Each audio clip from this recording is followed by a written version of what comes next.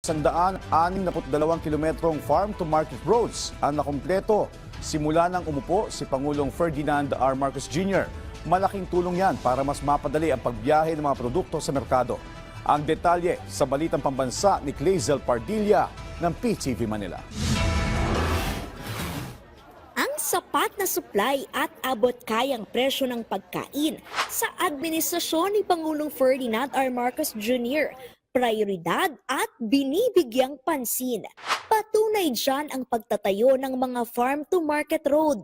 Ito ang mga kalsada na nagdurugtong sa mga sakahan patungo sa mga palengke. Simula nang umupo si Pangulong Marcos, daan-daang tulay na ang natapos. Umaabot naman sa 1,162 kilometrong farm-to-market road na ang nakumpleto. Halos katumbas yan ang haba ng daan mula Metro Manila hanggang Apari. Idagdag pa ang biyahe mula NCR patungo ng Sorsogon. Kabilang sa mga naipatayo ng Marcos administration ang mga farm-to-market roads sa Northern Mindanao na binisita ng Presidente. Kabilang dito ang Mapulog-Tuburan Farm-to-Market Road at saka Arch Bridge na nakakahalagang halos 71 milyong piso.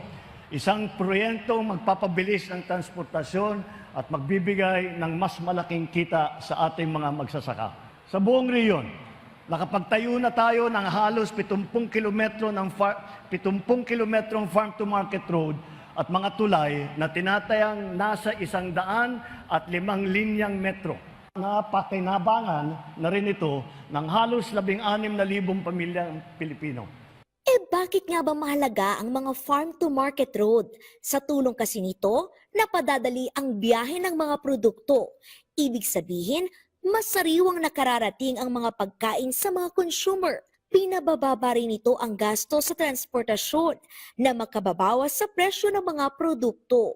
If we can reduce the travel time, it will definitely also reduce the fuel consumption.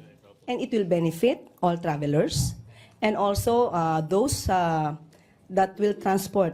Sa pamamagitan din ng mga kalsada at tulay, umuusbong ang mga oportunidad sa mga komunidad, gaya ng negosyo, trabaho, at mas madaling akses sa mga serbisyo. Tinututukan din ni Pangulong Marcos ang paghahatid ng makinarya at kagamitang pagsaka.